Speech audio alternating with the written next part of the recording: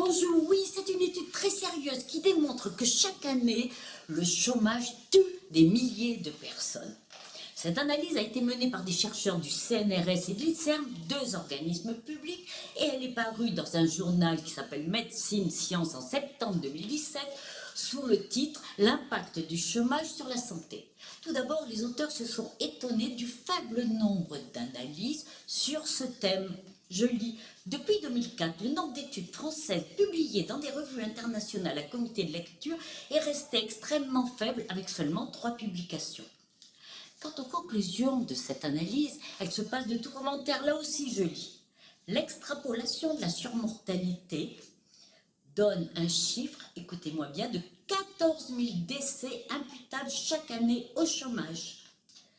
Les données qui sont actuellement disponibles ne permettent pas de douter que le chômage représente un problème de santé publique majeur. Mais pourquoi, me direz-vous, un tel nombre de décès chez les chômeurs? Là aussi, les auteurs donnent des explications.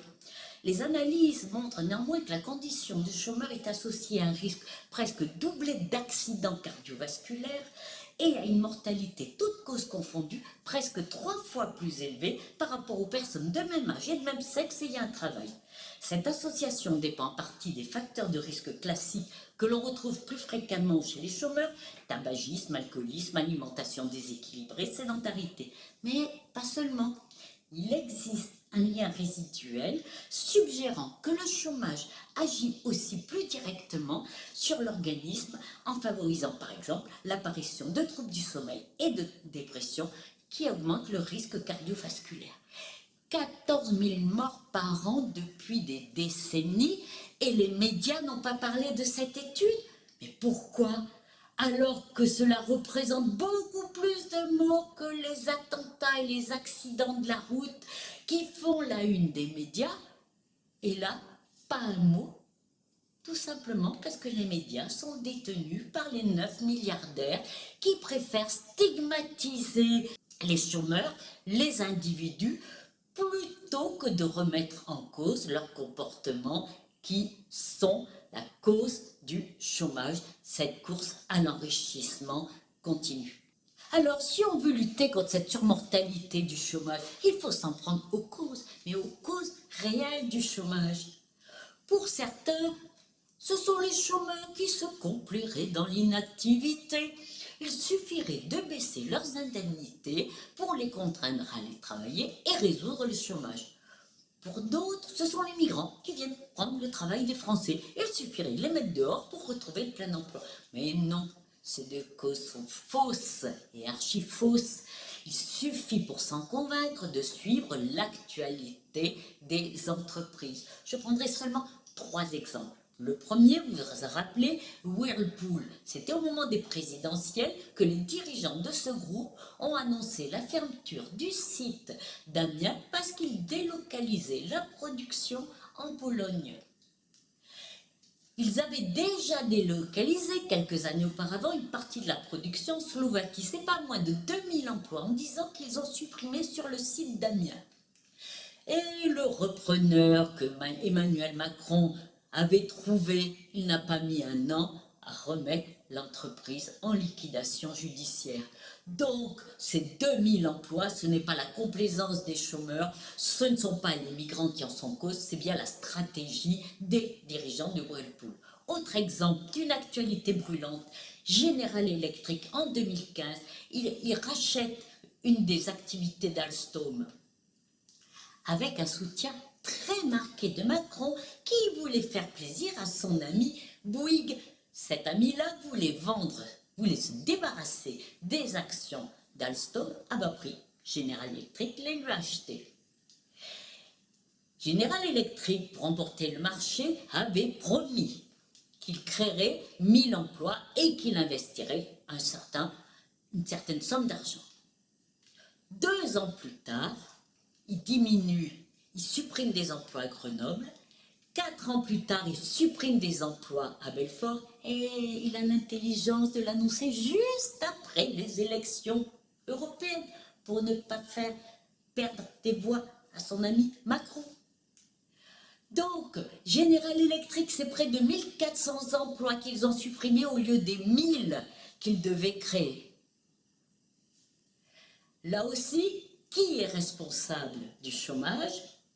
Les gouvernants qui ont accepté cette vente et bien évidemment les dirigeants de General Electric. Le troisième cas que je vais vous présenter, particulièrement révélateur, soit de l'incompétence de nos gouvernants et de Bruno Le Maire en tête, soit de leur collusion avec les grands groupes financiers. Regardez ce titre du Canard enchaîné. Bercy roulait dans la farine par un fonds vautour. L'État avait dépensé 200 millions pour enflouer le géant de la papeterie Sequana, mais un repreneur germano-suisse pas très net en a profité. Voilà l'histoire. En 2017, l'État met en vente une de ses filiales dont il est actionnaire, Arjo Wigging.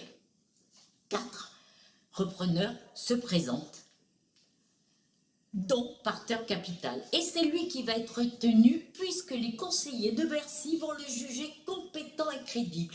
Et à peine, nous sommes en décembre 2017, et à peine un an plus tard, la suppression d'emplois va bon train. C'est le cas dans la Sarthe avec 700 salariés qui viennent de recevoir une lettre de licenciement. C'est le cas aussi en Seine-et-Marne où c'est 260 suppressions d'emplois.